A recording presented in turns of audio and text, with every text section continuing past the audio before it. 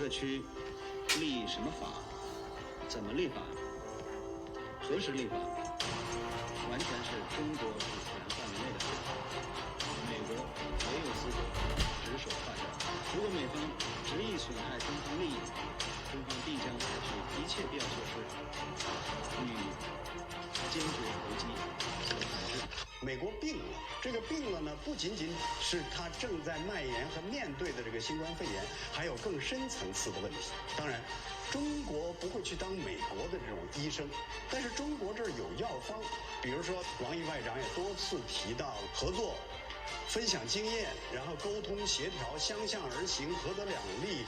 只是不知道美国会不会服用这种中药，他应该知道这是没有副作用，而且是治本的。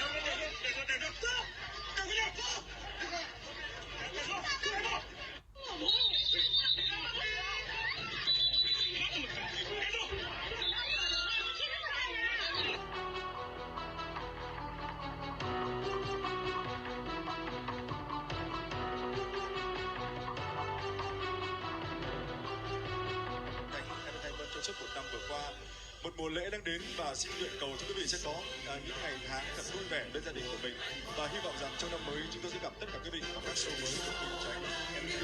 Một lần nữa xin cảm ơn và xin được chào tạm biệt.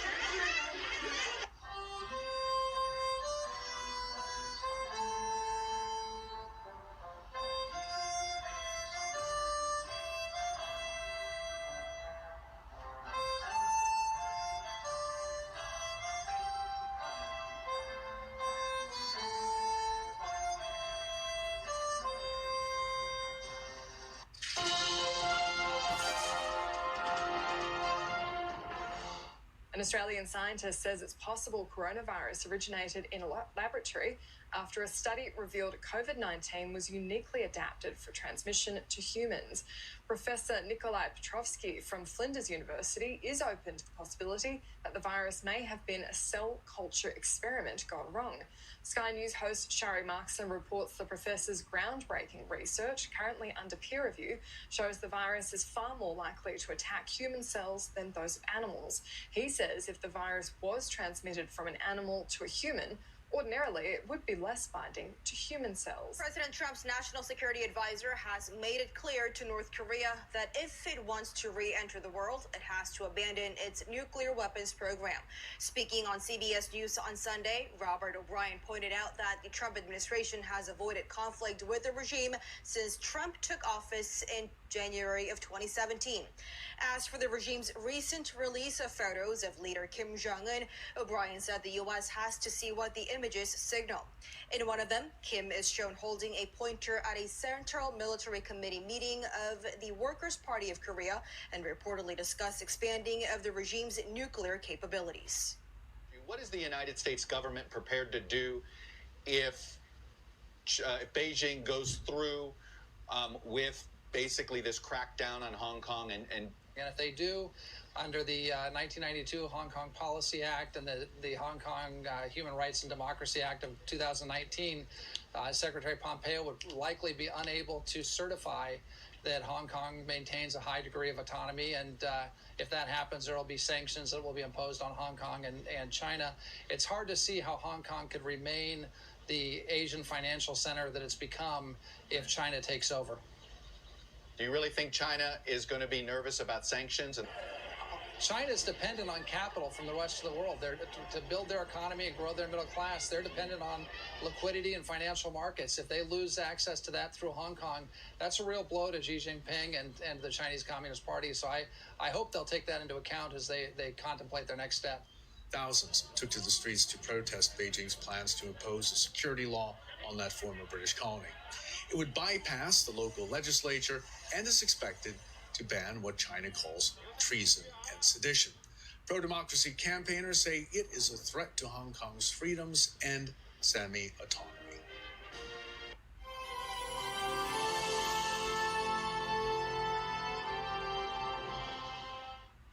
They are deathly afraid that what took place in Hong Kong could be transported to the mainland. Right. And we got to understand something, is that China fears their own people more than they fear any country in the world. Mm-hmm. Sir, White House Economic Advisor Kevin Hassett warned today we could hit Beijing in the wallet. I could say that the Chinese move in Hong Kong is going to be very, very bad for the Chinese economy and for the Hong Kong economy. You know, Hong Kong's been the financial center of Asia for a very, very long time, and I don't think it will continue to be. And so that the costs for Hong Kong and for China are very, very large. General, we're nearly out of time. Is that a smart option that will get Chinese attention? The best thing to do is for the United States and our allies not only to condemn them, but take aggressive activity ourselves to impose economic penalties on the Chinese Communist Party. And we're all... Russia has become the world's second most infected country by the virus. However, Vladimir Putin has begun to ease the lockdown measures. The nationwide lockdown that lasted for 6 weeks ended on the 12th of May, but it did not mean a return to normal life. Putin has put responsibility on the regional authorities to decide how and when the restriction measures can be lifted.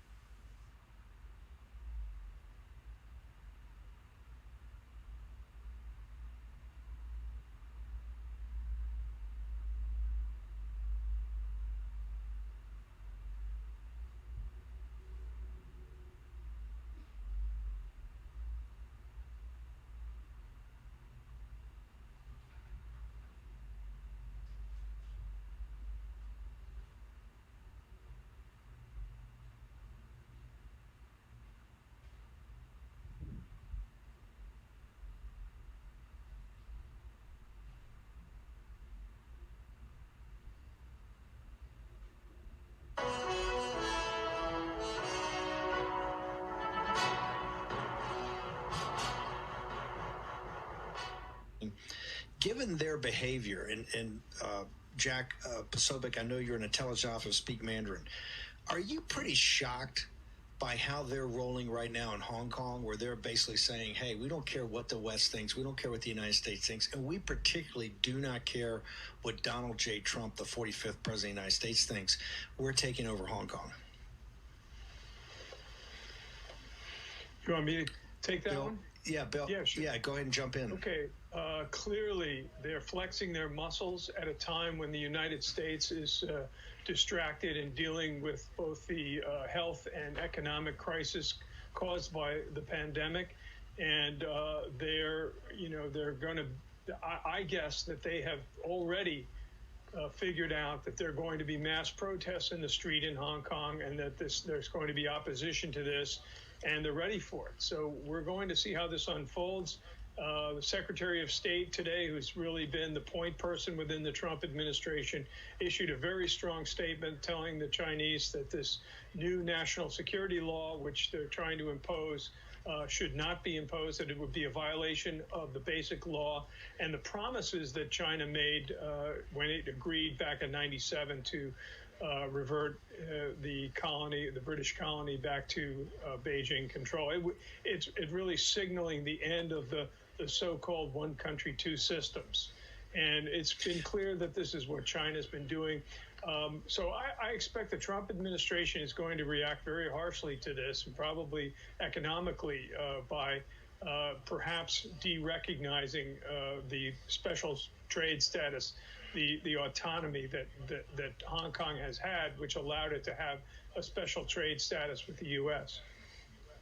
We got a couple of minutes here, Bill, because Posobiec's going to be with me, and I'll get to him in the next segment. Why, on a Memorial Day weekend, which is the kickoff to summer, we're here in the special to commemorate the honored dead of that's given their lives to their country. Why should Americans care, Bill Gertz, what's happening in Hong Kong? Why should they care if the Chinese Communist Party in Beijing is going to take it over? What impact is going to have on their life, and why should anybody care?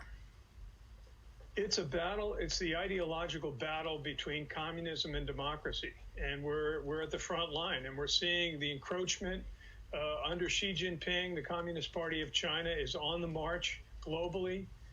They're imposing their will on states around the world, mainly in the developing world. They're doing it through the use of economics. We saw in Taiwan the inauguration of a democratically elected president this week, very significant. That is really important. The U.S. has to fight for democracy. Democracy is not going to maintain and spread by itself. The U.S. has to be willing to stand up for freedom, liberty, fundamental human rights.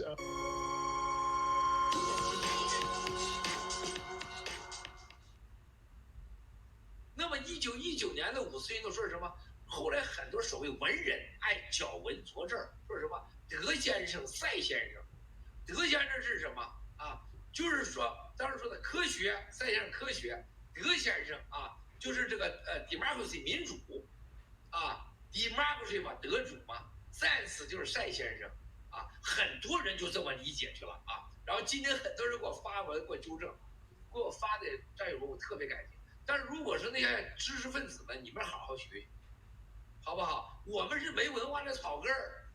啊！你们别跟我们一样的，你们都有脑子、有知识的，你们有勇气吗？你们真认真研究过吗？当时讲的是什么？民主、法治、科学。啊，法治，千万记住，法治和科学，道德和自由。啊，后来我们大家可以解释为啊，德先生就是包含了法治和民主。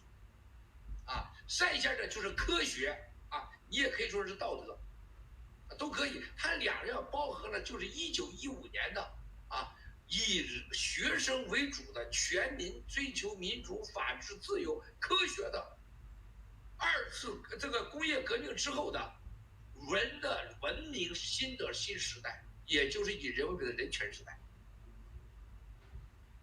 啊，这是真真正正的本质。大家要咬文嚼字去。德先生、赛先生，谁说赛先生是谁呀？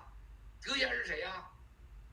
啊，你被那些共产党洗脑子，你看看习近平在这个北大和清华的讲话，啊，为什么要说5463啊？他要说63，大家几个能把63的意义说出来的？63，我告诉你，你懂明白63的时候，63是什么？6月3号是当时的政府派出了警察、军警特，阻止学生上学。就现在此时此刻，马上在香港要发生了。结果是全北京、北师范大、北大、清华，所有的学生上街。结果导致什么？卖糖葫芦的、卖糖肉串的，是吧？卖棉花的，包括妓院的妈咪、老包子、妓女，全部上街。严格意义上是中国几千年历史有史以来是全民运动，追求民主的启蒙。